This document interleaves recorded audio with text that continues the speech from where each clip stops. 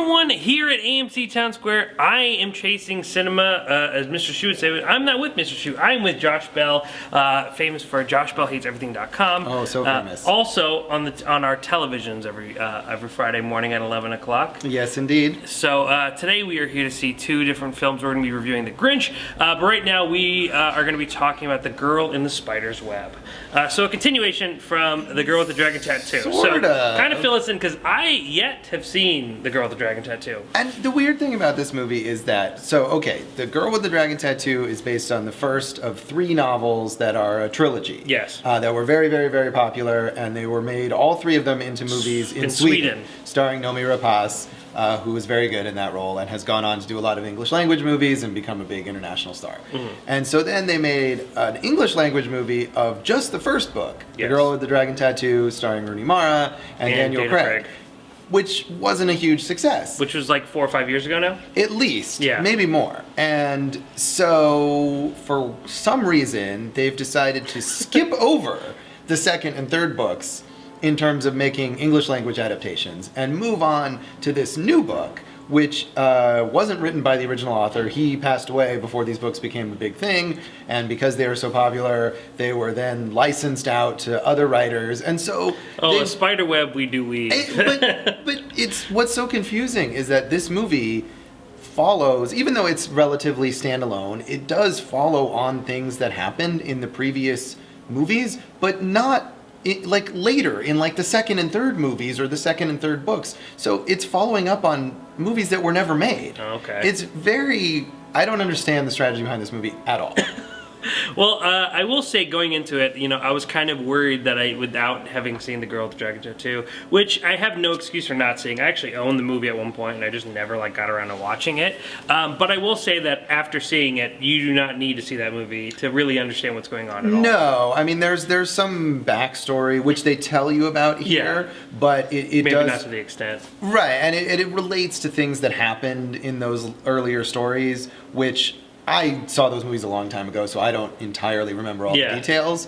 But I think if people have seen those movies or read the books, they'll have a fuller understanding of what's going on, and especially what it means to the main character, to Lisbeth Salander, and her connection with, I guess, the villain of this movie, we would say, not to spoil it. Yeah, of course. I just don't know... what audience this is resonating with. So at least going into this movie, you were a fan of The Girl with the Dragon Tattoo, or you were mediocre? Yeah, I feel like it's one of David Fincher's least memorable films. Yeah. I think the Swedish version is probably better. But overall, I'm not that invested in this franchise. You don't need to see the continuation of this character. No, and I've seen all 3 of the Swedish movies, and the second and third ones are not as good.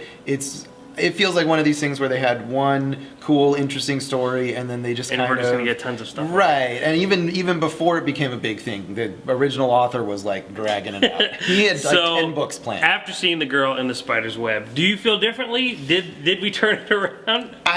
No. Okay. I mean, I think even if you really liked some of those earlier movies, whether the David Fincher movie or the Swedish movies, this is going to be a big step down from those. Okay. I mean, in terms of quality, but in terms of the plot and what they do with the character, it's just a generic thriller. It's not a terrible thriller. It's okay, but it doesn't sell you on the idea that this is a unique character that really has to have stories told about her. We need to revisit her. And just throw her into some generic kind of action-y plot about stealing nuclear codes, which is she might as well be Ethan Hunt. It's one of the most generic, right, James Bond. It's always the codes. Whoever, and that's not what those original stories were about either. She wasn't saving the world. She was taking down kind of corrupt politicians. She was vigilante. And it was connected to her past, which it is here too, but in a really kind of forced way.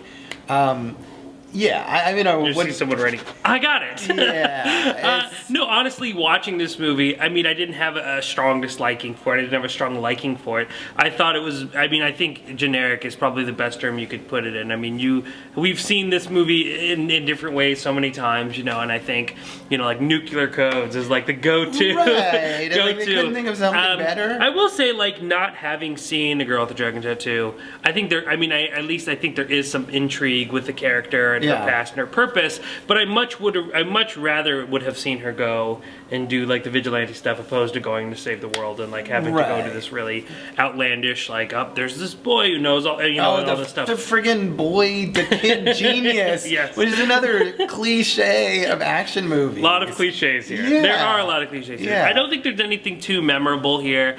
I think Claire Foy did fine. I mean, not being able to compare it to Rooney Mara. Sure. I mean, I had no problem kind of accepting her in her role. On the other hand, I don't really see much of the place for the Daniel Craig journalist character. Right, they really downplay him in this movie, absolutely. the character that Daniel Craig played, and Michael Nyqvist, the late Michael Nyqvist, who passed away a couple years ago, played in the Swedish movies.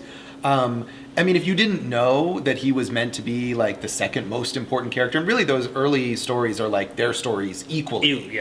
Like, you would never have thought that from watching this movie. Yeah, only because I knew that character was once played by a much more famous actor. Right. Like, did I know that this character was somewhat important? Right. Otherwise, he's not necessary in the story at all. No. I mean, of course he has a purpose, but that's only because we need him to do something. Right, and it feels a bit like they've shoehorned him in, like, hey, people remember this character, he was important, let's give him something to do. Yeah.